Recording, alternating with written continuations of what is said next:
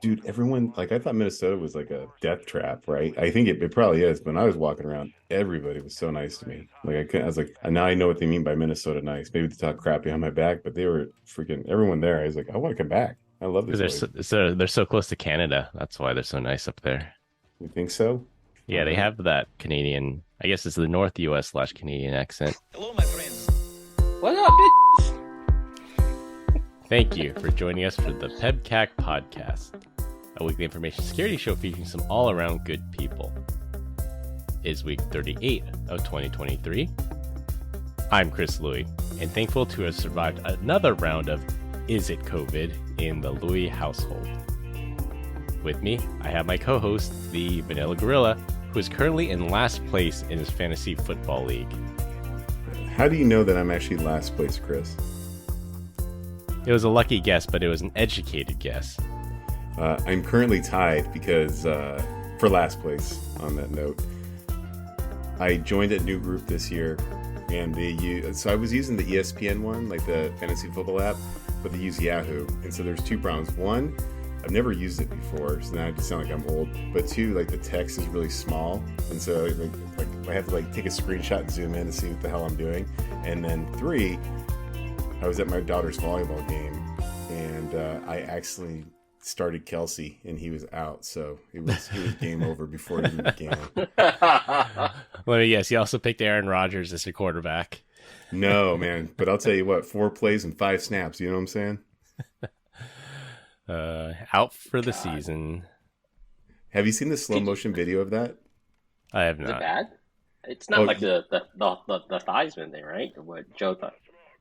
You can actually see like when Like when his torn like ACL, right? yeah, like when he goes like that, you can actually see the Oh. ripple go up into his calf muscle. It's wild. Oh, Yeah. ouch.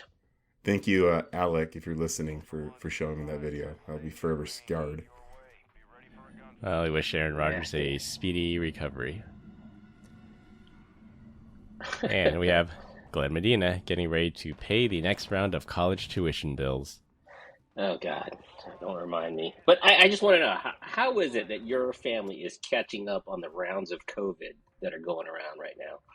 I don't get that, Chris. What are your kids doing? They're So young and dumb. it wasn't COVID.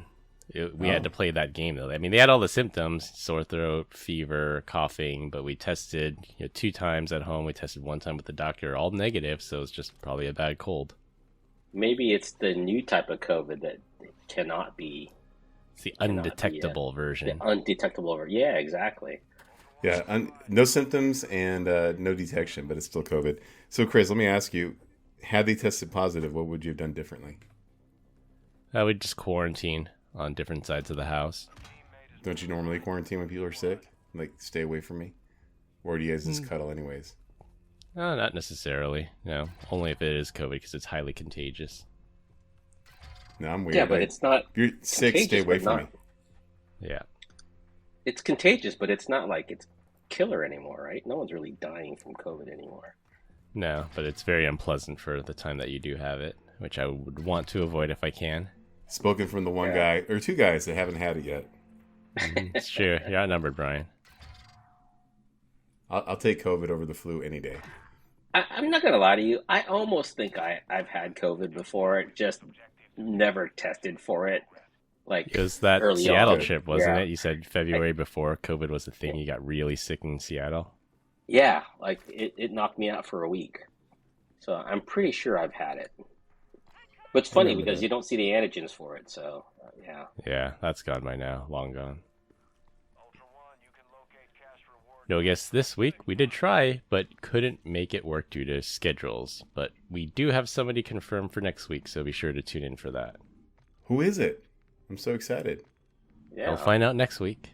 Ah, Speaking of which, we might have to change the recording day, but okay, we'll talk about that later. Thanks. After I confirmed the guest, you're gonna change it.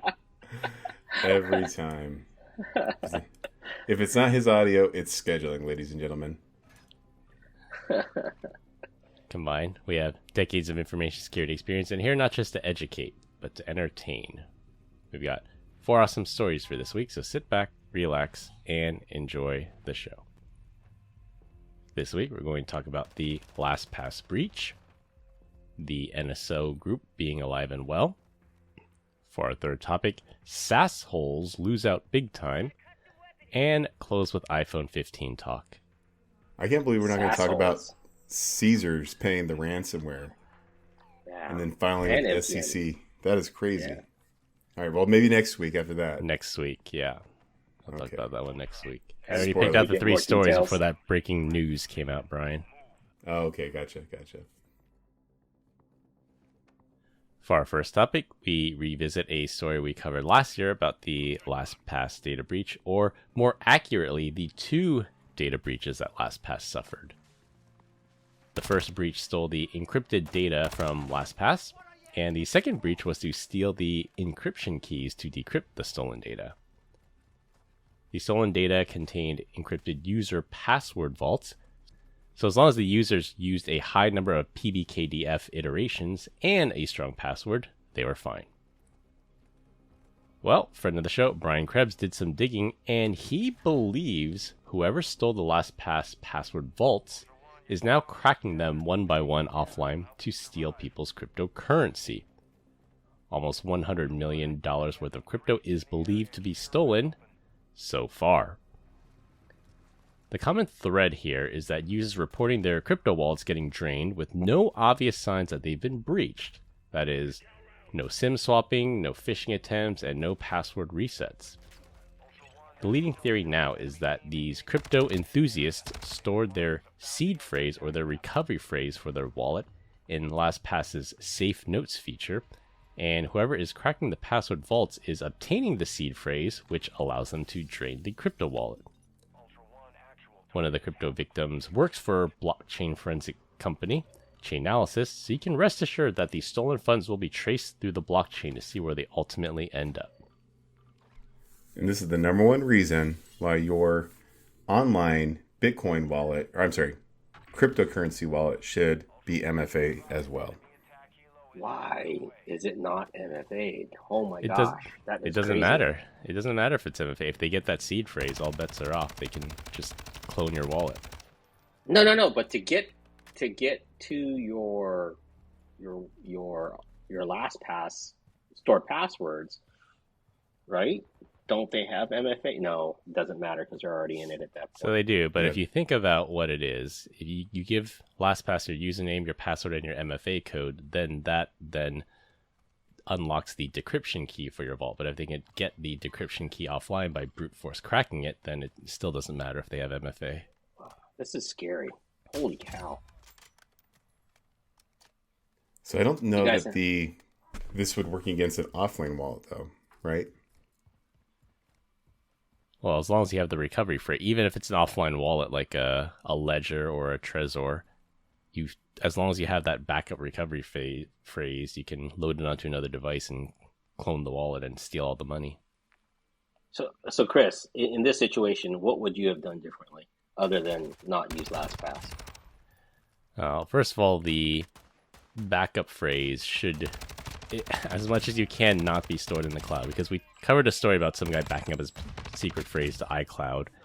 They phished his iCloud account and they got his phrase that way. Mm-hmm. It should be written down on paper, stored in a fireproof safe, maybe in multiple locations. That's the most secure way to do it, just never stored in the cloud. So walk me through this. I'm curious. So even on a hardware wallet like a Ledger, I can just walk over and put in a phrase and be good to go. Recovery phrase, and that phrase that I have selected is unique to me. Yeah, exactly. So sometimes it's 12 words, sometimes it's 24 words. They're unique to you.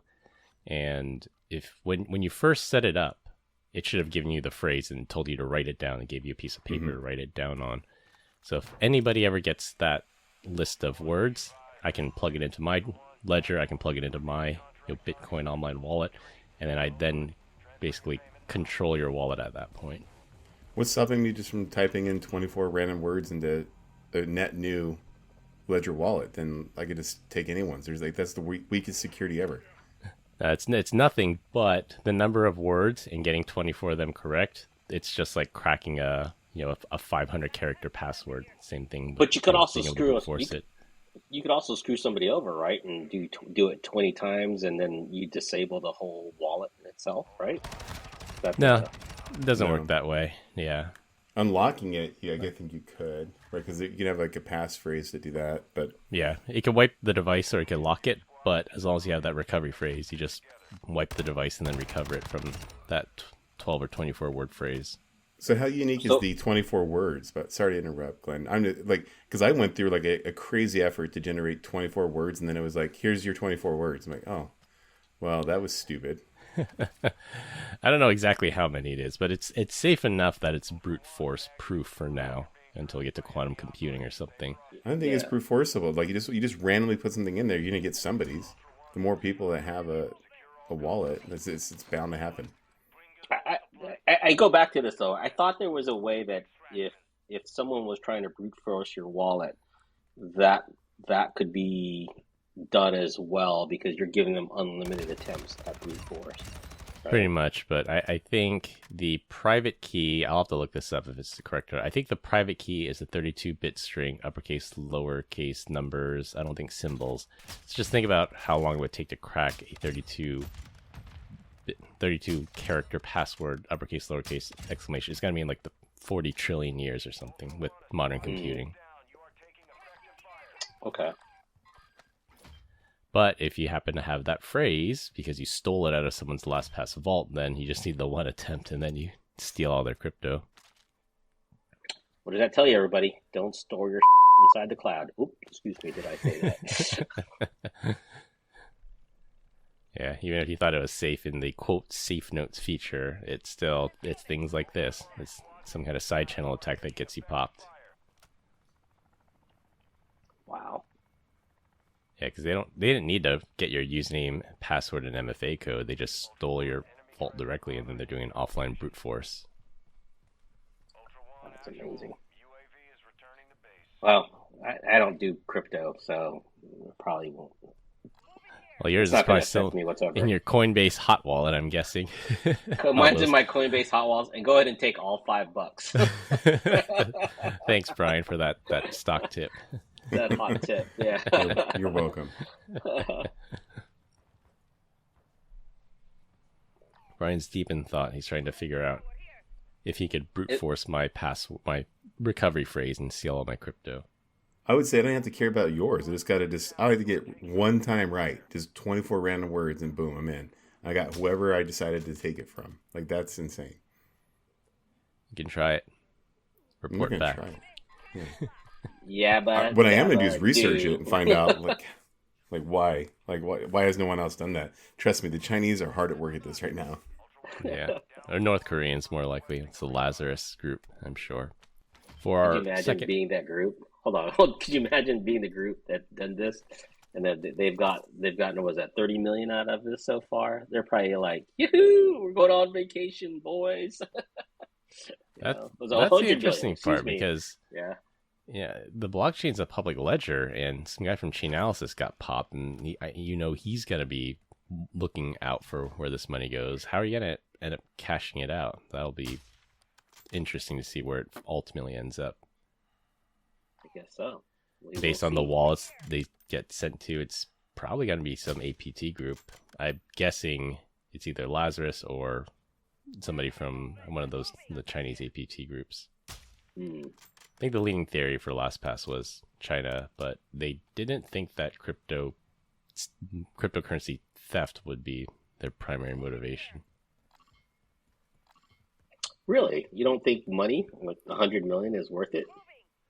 If it was Lazarus, yes. If it was China, they're not typically motivated by money. They're typically more motivated by espionage. Like, it would have made more sense to crack someone's LastPass vault to get access to a corporate network that they wanted, like Microsoft or Amazon, somebody that they cared about. Or maybe they did, and they just sold this piece off to another guy, and Yeah, made very money on true. it anyway. Very true. Been reading a lot of conspiracy theories lately, so it's possible. Any Definitely good conspiracy possible. theories? Yeah. No? All right. Oh, yeah. you Save it guys for ever heard- another podcast. since this date just recently passed, have you ever heard it's not actually a conspiracy theory, it's actually been proven that Kermit the Frog caused 9/11 to happen? No. Go on. Wait, there was a TikTok on that, wasn't there?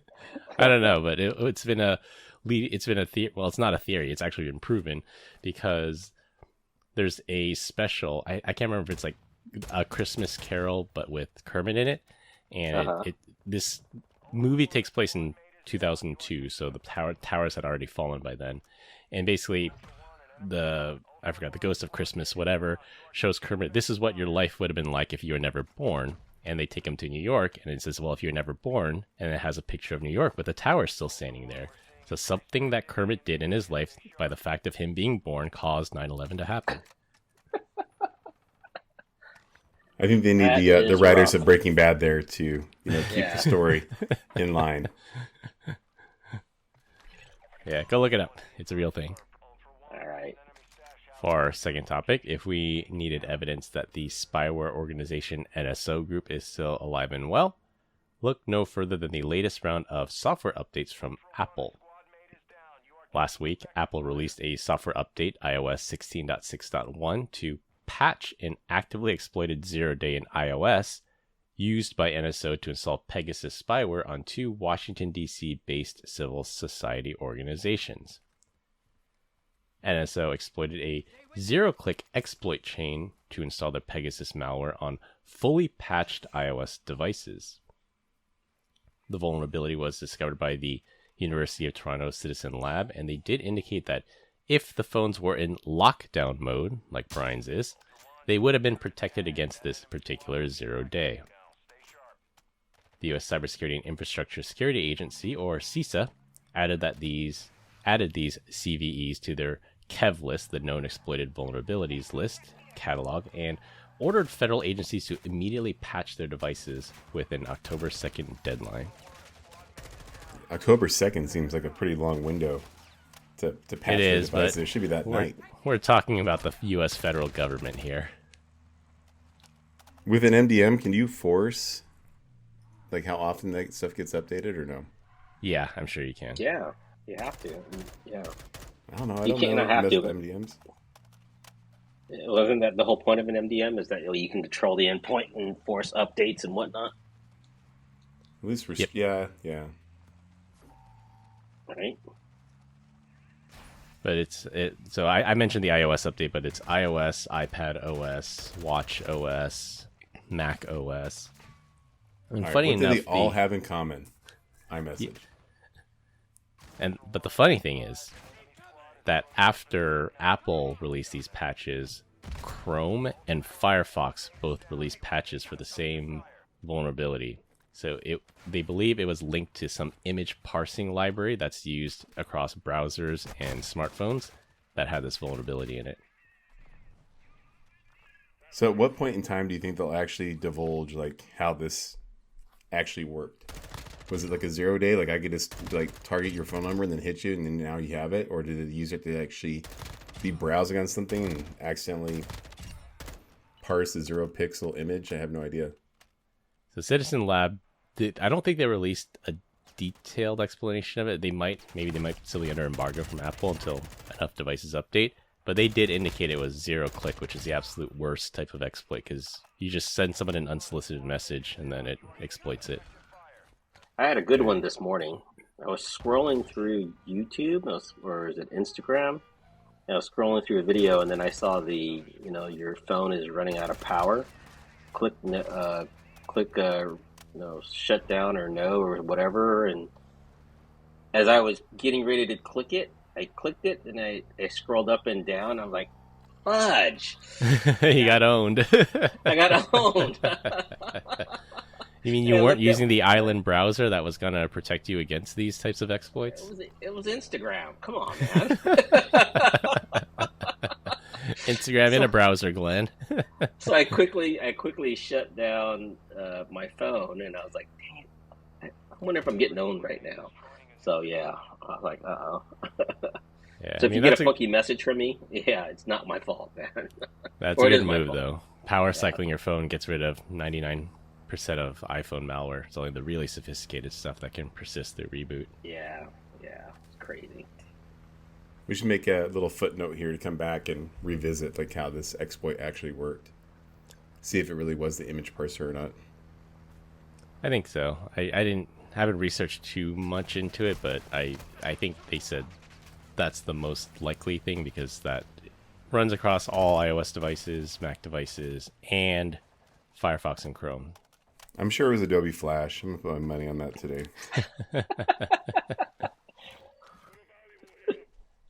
Adobe Flash making its comeback. Holy cow. It was either an image or a PDF. It's got to be one of those two. What I want to know is why isn't there more outrage that apparently it was installed on Washington, D.C. based civil society organizations, but NSO has always claimed that this is, for law enforcement to fight terrorism. And I don't know if you can really equate these civil society organizations to terrorism, but it's interesting that happened here on U.S. soil too. Hey, maybe 2,000 years from now, we'll be looked back in time as the bad guys. We're in the wrong side of history. You never know. You remember back in the day when all government employees had BlackBerries because they were safe and secure? Yep, that was the only phone approved by DOD for a very long time. Yeah. I'm surprised that they are allowing iPhones in this format that we have now, unless maybe they're making them go into this lockdown mode in order to use it with the in order to use it with the government access. That's what I'm thinking. I'm thinking now that there have been a number of zero-day exploits written where lockdown mode would have protected them, that it might become the standard for companies and government. Yeah. I just I want to go back real quick to the previous topic. I'm just thinking. So let's say that you actually kept your 24 password phrases in there. We're going back. Okay. Well, no, it just came back to me. I'm like, so what would you do? Like, if you have an offline wallet and you were dumb enough to save it there, like, how would you protect yourself? I think the most logical thing is you have to transfer that cryptocurrency to a new hardware wallet, right? Can you just change it? Yeah, you can just change it. So you get I guess you can't do it on the same device. Get a second ledger, spin up a new wallet, and just set it over there, or send it from your Ledger wallet to your Coinbase wallet temporarily, and then reset your Ledger, get a new wallet, and then send it back. And they get hit with all the transaction fees. Transaction fee is better than getting 100% of it stolen. True. That's crazy that you can't just reset the wallet, the key, passphrase. Well, you could on the device, but each wallet has its own phrase. So if you reset the phrase, you lose the wallet. No, so you open it, right, and you say, "Hey, I want to reset the phrase." So you have to get a new wallet to do that, right? And again, this is just my ignorance, right, about how all this works, because I don't do quick stuff. So yeah, because I believe device like the Ledger, if you have Bitcoin, you can only have one Bitcoin wallet on it. You might be able to have more than one, but just to be safe, you probably don't want to reset the device that has all your crypto on it while it's still on it. Yeah, that'd be bad news. Oh, there you go. Now we know that there's a plan of action if you did that. Yeah, if you've ever stored your seed phrase in the cloud and you're worried it's compromised, just get a new wallet, send it over, pay the transaction fee. It's pretty low. Call it a day. But on my Doge. You can buy your Tesla with Doge pretty soon. It's coming. Those days are coming. Elon loves Doge.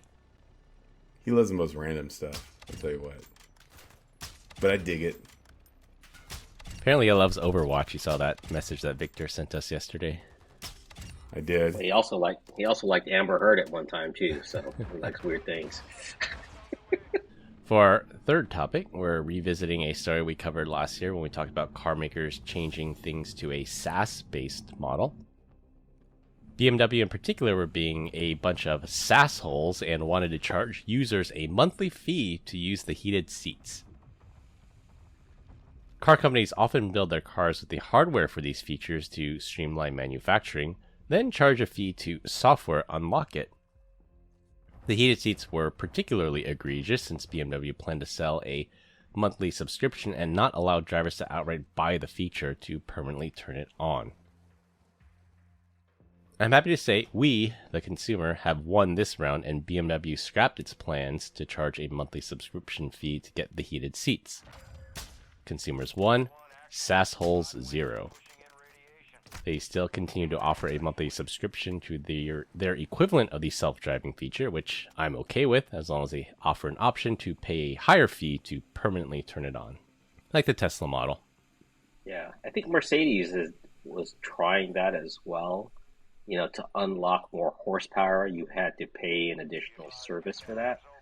It wasn't even a service; it was a software unlock. Like the car is capable of going faster. They just unlock the extra speed for $100 a month or something. Yeah. So it's funny because I went to a Mercedes event this past weekend in Napa, and it was basically previewing all their electric vehicles that they're coming out with, or that they have come out with. And they had an AMG electric EQS sedan. And so I asked them, I said, hey, other than, what's there, like visibly, is there any actual performance of the things? Because a motor, electric motor is an electric motor. Is there anything different? And the guy was like, I go, is the motor bigger? And he goes, well, no. And I said, so what did you guys do to spin up more power? Is there something I got to pay for to get extra service from? The guy goes, well, no. And so I go, so what does it have? He goes, well, I think it has larger electric cables. And I was like, to do what? And I was like, so you haven't really told me, other than visibly the looks, what does an AMG have that's different than the regular sedan, right? And yeah, I was highly disappointed. I thought they were kind of lying to me. So I love you're asking questions that they should be able to answer. You would think, right? Yeah. Yeah, pretty much. Typically, the AMGs, they have bigger motors, they have supercharged, they have the race suspension, they have alloyed rims or better rims, fatter tires. Yeah, it's usually what the AMG gets you.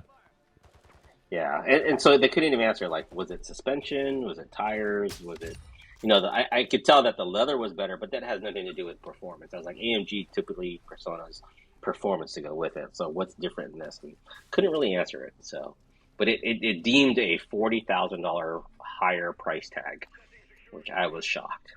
They couldn't even read the brochure. I'm happy that BMW failed here, because I could see people doing like the ventilated seats, and in Arizona, like that's a nice feature to have, that I would probably be like, God damn it, I don't want to pay for this, but I really want it.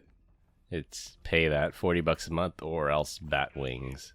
Yeah, we don't want the bat wings, ladies and gentlemen. But what's funny is on my Bronco, you can buy basically a tuner, and I think it's like $900, and it adds an additional, I think, only 60 horsepower, but it also turns off like the automatic start stop, and then it increases the top speed from 107 to 135. I think that's like the old school days where they'd reprogram the ECU or reprogram the fuel map for you or something. Yeah, that's exactly what's going on. See, that I can see charging for, but if I have the hardware for heated seats, I should either be able to outright buy it for $800 or pay $20 a month. Like if someone lives in an area that's only cold 4 months a year, well, I only want heated seats 4 months a year, that might make more sense. But they should give you the option to buy it outright. Yeah, agree. But I think that's the difference, though, right? If you're buying hardware and it's already in the car, that's yours. That's my concept, right? But if it's software, that's a different story there, right? Maybe. Well, it's a software button that's turning it on and off. So yeah. And I mean, Elon does this with the Teslas, right? You can buy the whatever, and they get the ludicrous speed, and the same, not with heated seats, but what's the other thing? The self-driving. You can pay per month or just buy it outright. Yeah, that's not true. I think he tried to do it with the heated steering wheel, right? And for a while, I'll be honest with you, for the longest time, I did not know that the seats in the rear of my car, my dad's car, were heated as well. So I was shocked to find that out until one day, I don't know, after an update, it's like, when did we get heated seats in the back? I don't remember this. So I thought that came in an update. I know the Model 3s for the base model, like the entry-level one, it's a mid-tier one, but it's software locked, so they turn off the heated seats. You still get the hardware, but you buy the car knowing that it won't come with heated seats, even though it has the hardware for it. Like, I think that's fair. Even though you own the hardware, you paid less, therefore you get less features. I think that's okay. But if you start charging $20 a month to turn it on with no option to buy it outright, then I think that's not right. Well, I think in the story, though, if I read this correctly, was they already paid the premium, and then they wanted to charge them again for access to that premium, right? Or for access to that feature. I was like, wait a minute. There is no difference between a non-heated seat car and the heated seat car, which I already pay a premium because it's a BMW, and then you want to charge me monthly again for this service. This is I think the argument was people felt like they were being charged twice for it. Charge twice or going the SaaS model. Yeah. All I know is I got an email from Tesla saying that if I want to buy a new Tesla, but I want to trade in my old one, that I can actually take my license for full self-driving and move it over. Yeah, I saw that too. That helps them with new deliveries. So I think I'm looking at the calendar now. We're almost at quarter end. So yeah, they are motivated to move units before the 30th of this month. I'm waiting for free charging again, so. So if they did, so let me ask you, Chris, if they did one where you do free, they would take your self-driving and your free charging, would you do that in a heartbeat? Probably not, because they did offer that to me. They said you'll get free supercharging for 6 years. So not for life, but for 6 years. Okay. They did offer that, and they did not offer the transfer full self-driving. I don't know if they ever combine the two, but no, I'm happy with mine. It's only 5 years old. It's still got a lot of life left in it. Except it squeaks when you turn, right? Is that what it? I fixed that. The only thing I don't like about it is the range, but 90% of the time the range is fine. It's only when we go on a road trip that it's a little inconvenient. What's the range on yours? The EPA range is 230. I think realistically it gets mid 100s. Yeah. Oh yeah, the new ones get so. 348, man. Yeah. That's rough. You know what? I think I told you guys I finally have the ability to take delivery on the Rivian, the SUV. Oh, you did? Yeah, the email just came in. And one of the things I noticed, and I wish I wrote down the numbers, is like the battery pack on the Model Y is literally half the size as it is on the Rivian. But the Rivian gets 20 miles less. So in other words, the Rivian battery is twice as big. Yeah. Yeah, the efficiency is terrible. So so you still get comparable range, but it makes you like I must be spending double just to charge it. It's kind of wild when you think about that. Yeah. Yeah, that's the thing. The other thing that's nice about the new Teslas is they charge really, really fast. You get 80% of your charge in 30 minutes, whereas mine takes at least an hour, or maybe more. Oh, wow. To get full off a supercharger. Oh, shut up. But you get the charge for free, though. So trade that turd in. Yeah. Really. Yeah. That is nice. Which he never uses, according to that screenshot he sent us. Yeah. Yeah, I charge mostly at home. Why would you do that? Just convenience. Yeah, convenience. For our last topic, and it will be a rotating topic every week. This week we're going to talk about the iPhone 15 launch event that happened this week. It looks like our predictions practically nailed what Apple released on the iPhone 15 Pro.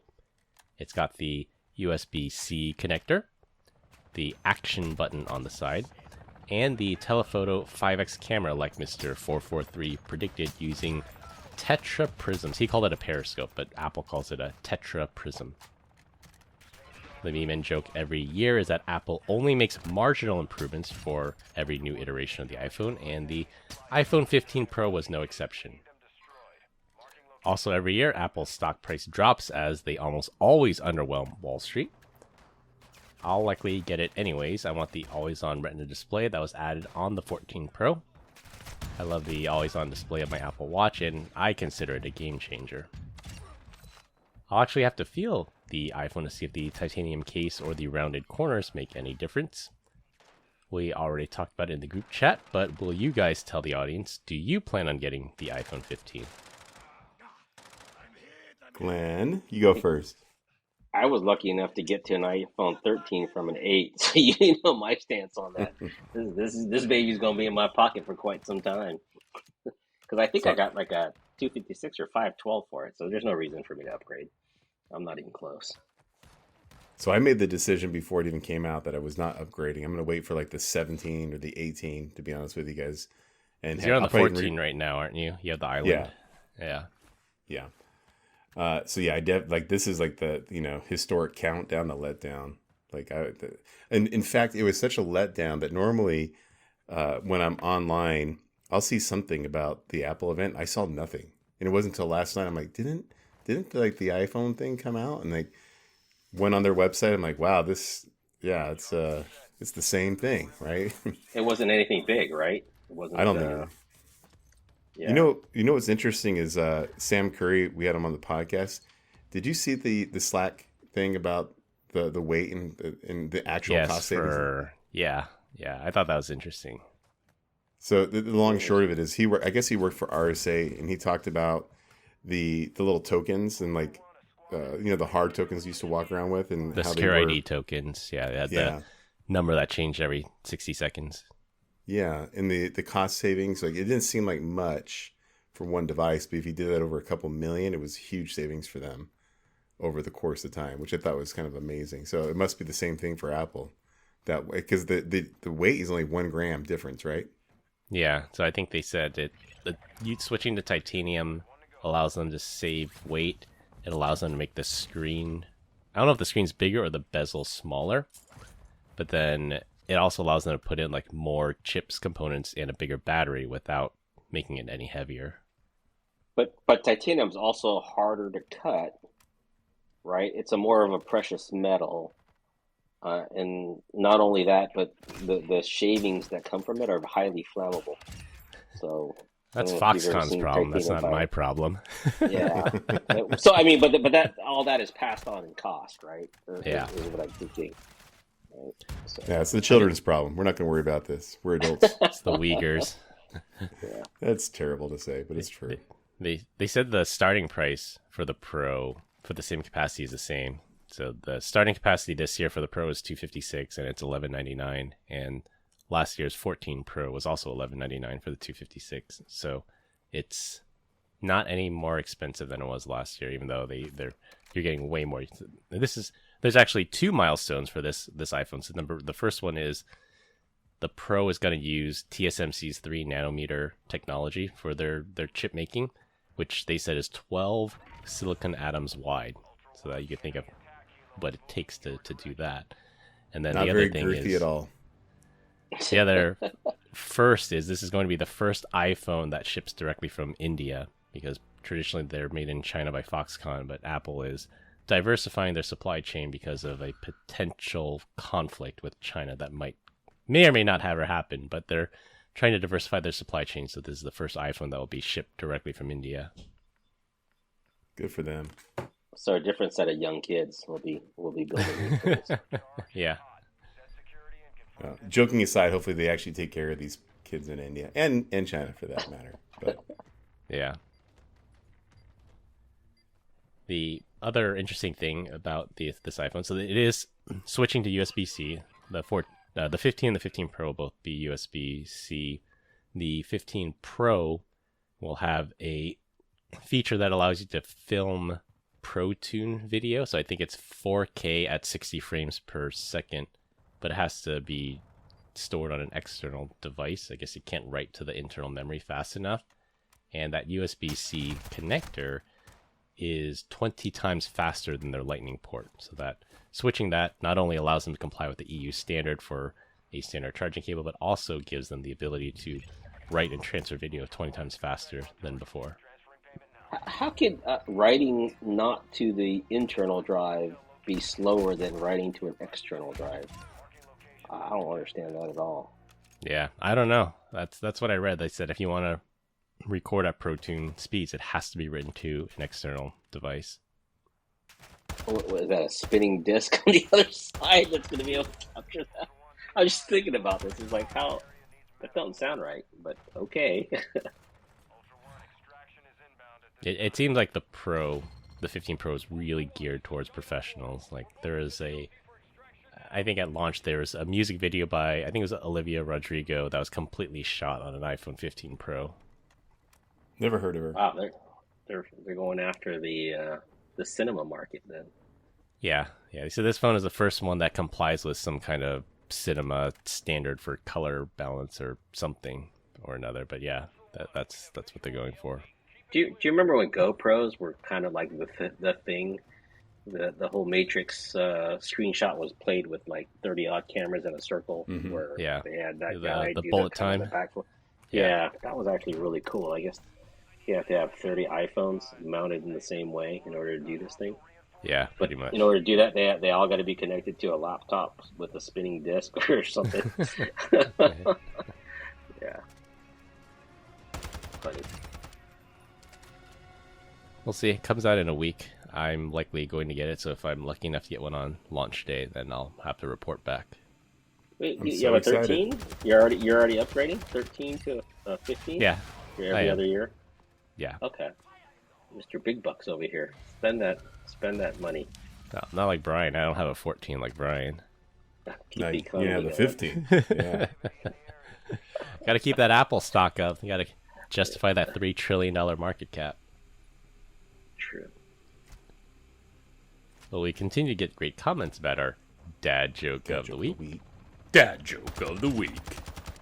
This week, Glenn's up. All right, folks, here it is. Computers are like women. They're temperamental, fickle, and expensive. Ba-ba-ba. I don't. It's not really. No joke that's there, not just really facts. Dad joke. There's no punchline. Do you have a backup? Facts? Sorry. I was expecting something like, this is why computers are better than women, because if you use another computer, then your current computer won't get mad. Something like that. Yeah. Well, might as well have been like, now, they do get upset with each other. So.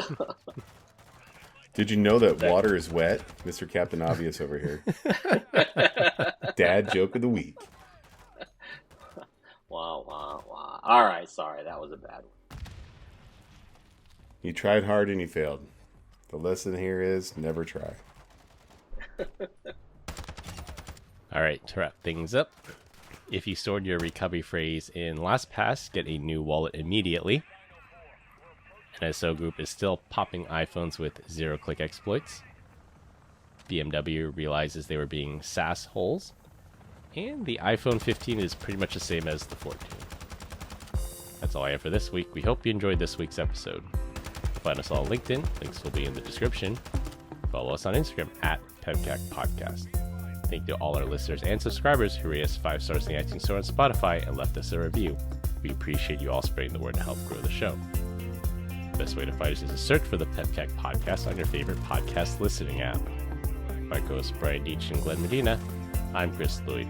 Thanks for listening. We'll see you all next week. And as always, have a nice day. Bye, Felicia. Bye, Felicia. Have a nice day.